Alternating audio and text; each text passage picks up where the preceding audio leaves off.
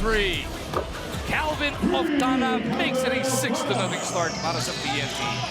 Two types of close ang maganda sa ginagawa ni Calvin Oftana, di ba? Both sides of the floor. This is three-pointer number 3 para sa PNP. Nothing but three. At saka si Orin. Ayun, nandiyan na rin si Eram ng Batak at Heruela. JP Eram knocks down the baseline, Jay. So looks like a...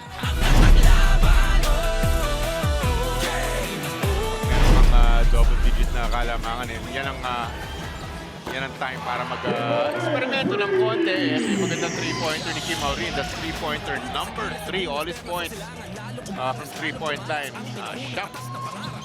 Tropang 5G. And this lead is back up to 13. Sakyasan mo ng dalawa. Kalamangan against Jumar Fajardo. And the SMB boys, ganda naman ang atake. Pero that's the strong side. You want him to go. Kailangan i-force right. Itong si Stingray ng Batak. Strong side niya, syempre yung kaliwa niya. India going the other way. Stingray gets the basket. Di kasama pang foul. Attack basket, yung communication din hinahanap natin pagdating sa defense. Shots na TNT, napakadami from that squad. Ramos babawi. Look good from where we're sitting. That's a huge response mula kay Aldridge. Pag maipasok nila, you will move up to 36 points. Of course, if you're Terrafirma, they're hoping basket niyan. Eto, titignan na.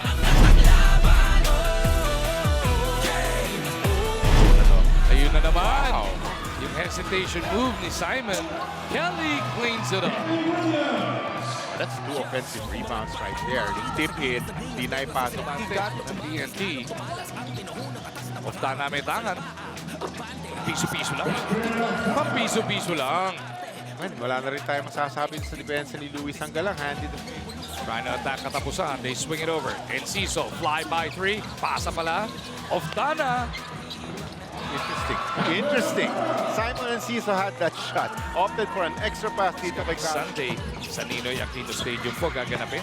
Napapanood pa rin dito sa RPTV, of course.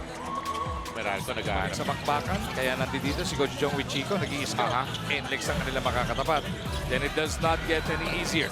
Puro winning team ngayon yan, ha? Inlex sa 14. Ang atake na nila ay dapat ganito.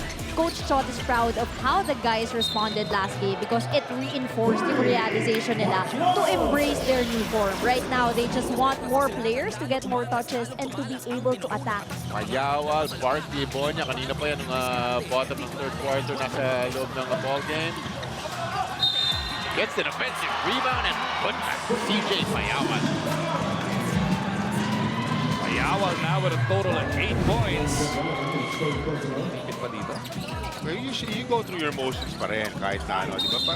How they do it, kung ano yung dynamics nila and everything. But gusto mo i-duplicate yung ginagawa ng TNT na yan. Maaga pa lang tapos na, syempre. Para walang kaba. Correct. After struggling from the three-point line in their first 3 games, 16 na tres ngayon ang ibinaon ng TNT.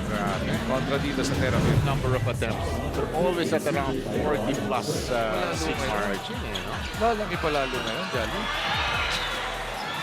Bonya with a cleanup. These are the guys who work their tails off in practice. Finally get it. Sa kampeonato, sama-sama tayo, manlalaro, tapos yun na.